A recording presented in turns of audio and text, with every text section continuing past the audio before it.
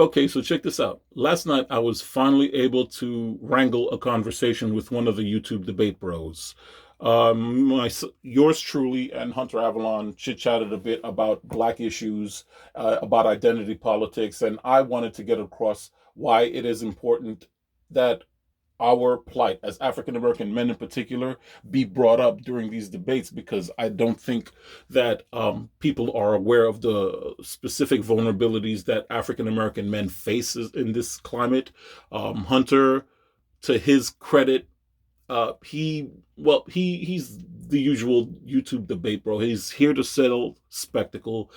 He wants to humiliate bad actors. He wants to demonstrate democratic policies as a top-down solution for society's ills. He wants to build his viewership, and he wants to pretty much coast off of parasocial relationships while his pretty little suburban wife feeds him chicken tenders. And I can't really fault him for that, because he's not as toxic as, say, a Vosh or a Demon Mama or something like that.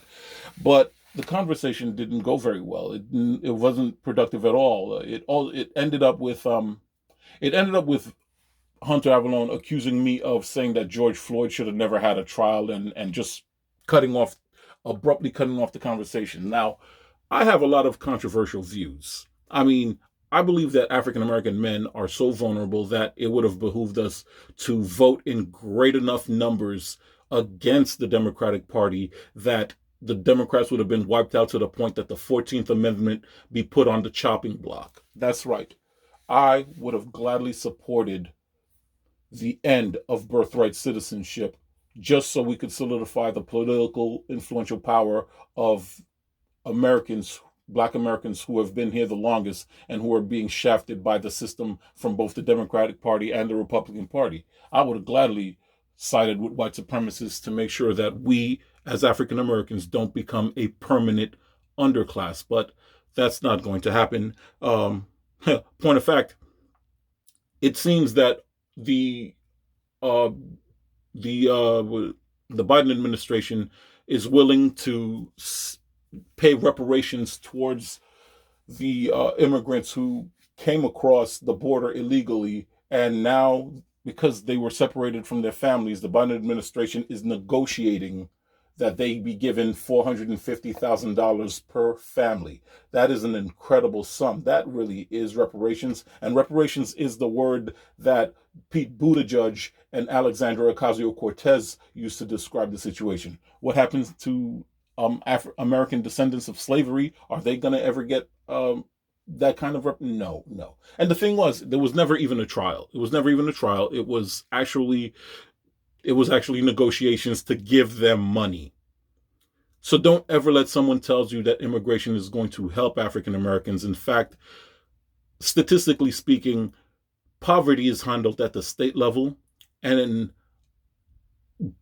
ultimately, black Americans are going to be waiting in the same breadlines as immigrants who just arrived. And whether people want to admit it or not, social workers cost money, incarceration costs money, schooling children costs money, ESL classes cost money, and none of that is ever reflected on statistics that show immigrants pay into Social Security. Social Security is a federal program. Poverty is handled at the state level, but I digress. It got cantankerous, and as I said before, when I insulted George Floyd for digesting fentanyl inside of a squad car, which obviously contributed to his death, whether the coroner wants to admit it or not, oh, it nothing got settled. And after the conversation ended, I kind of felt crestfallen. I kind of felt, bruised and bewildered. And then I found out that Hunter had the exact same conversation with Gothics. 2 hours before he talked to me, he talked to Gothics, and it's crazy. Gothics and he are making the exact same points, that we are not opposed to actionable policies. We're just adamant on trying to inspire African American men to self-actualize. And he doesn't understand that, being from probably a nice, safe suburbanite town away from all the crime. Gothics admitted that she had a family member who's incarcerated. I've never told anyone this, but my brother is no longer with us because of street violence. We have literal skin in the game. And I want you all to understand this above all else. This conversation between black conservatives and these white debate bros, it's not good progressives versus evil race trading blacks. It is people who see the problems with African Americans as a something that should be handled at a top down solution versus those who believe that it should be handled at the bottom up. Myself, Officer Tatum, uh, Candace Owens, Gothics, we all believe that we're trying to build African American self worth, pride, and self esteem so that they could move forward. Now, we will use mimetic terms like pull yourself up by the bootstraps and rugged individualism, but these are only a metaphor.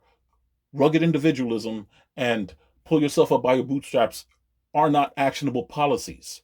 We want to look at these actionable policies one by one, and at least itemize which ones are actually beneficial, which one are deleterious. That is all. There is no need for this kind of rancorous, hostile, toxic environment when we're talking about trying to lift the lives of everyone. What I saw when Gothics debated Hunter Avallone is the same diatribe of debate bro tactics.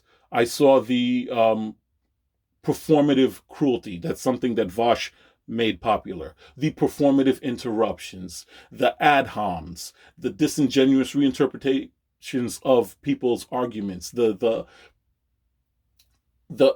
the the usual. It's just like ad hominem, interrupt, name calling, more ad hom, more interrupting, and it's at this point I realize that this is tactical. This is WrestleMania. This is stupid, nonsensical debate porn rather than getting ideas across. If you ever get into a debate bro contest, understand that your best bet is to just memorize a stump speech, say it, and then begin to insult each other, because that's the only thing that happens in these conversations. Nothing ever gets cleared. Um, I wish it was. I wish we could have something to say that didn't involve trying to undermine and belittle the opponent. But let's be honest. These young men are trying to build their channel. These young men are trying to give the crowds what they want. They want the performative cruelty. They want the dunking. And they want the name. They want the name calling. Look at this. Would would he actually say this to Officer Tatum to his face? Call him a bootlicker. It's disgusting. It's reprehensible. It's counterproductive. And I guess what I'm saying is there's no point in thinking that white debate bros from the suburbs have any interest in uplifting African Americans more than they have to building a following off of dunking and debunking videos. And since they have, to some extent, rubbed out every Republican or left of right of center channel, I think they're coming after us next, and yet they're not willing to have the conversation. I mean, I'm always ready to have the conversation. Shit, look, uh, look, I tried to get in contact with Actual Jake, and he blocked me so fast. He blocked me so fast. Demon Mama, I had a conversation with her too.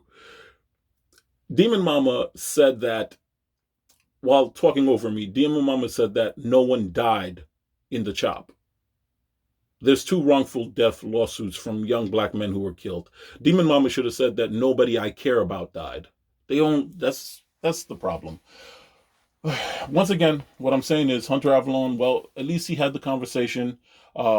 This is not an argument of good versus evil. It's an argument between people who see the forest and people who are within the trees. It's about where me, myself, Gothics, Candace Owens, Tatum, we're just trying to build African American self worth so we could buy into the American program, because this debate bro nonsense is not going to change the fact that African American men, only 70% of African American men don't vote, while they're trying to get their sweet nuns in, while they're calling people racist, well, for saying that 1350, that 13% of the population is responsible for 50% of the murder. Over the past couple of years, it's become 1360. If it becomes 1380, they'll still be calling people racist. That's how they operate. They know what it takes to get the eyes on Twitch, to get their super chats, to get their donos, and that's all that matters. And while we're dying, while the crime rate increases, while we burn down our own infrastructure, while black participation in the military is on an all-time low, while black participation in law enforcement agencies is all-time low, while black participation in colleges and universities is all-time low, they'll be calling everyone who wants better for African Americans racist, Uncle Tom, bootlicks, and the like. It's it's really a sad state of affairs that people are looking to white suburbanite debate bros, white boys from the suburbs, to solve African Americans' problems, when all they really want to do is coast off of um parasocial relationships, collect donos, smoke a little pot, fuck their pretty little girlfriends, fuck their pretty little wives, whatever. And um I don't know, it's time to give up. And just for the record, Hassan Pike playing video games with Alexandria Cortez is Hassan in his true form. It will never get any better than that. That is the gold standard of debate bro YouTube. And maybe we should just learn to put them in their place. It's your boy Louis, I fear. Peace.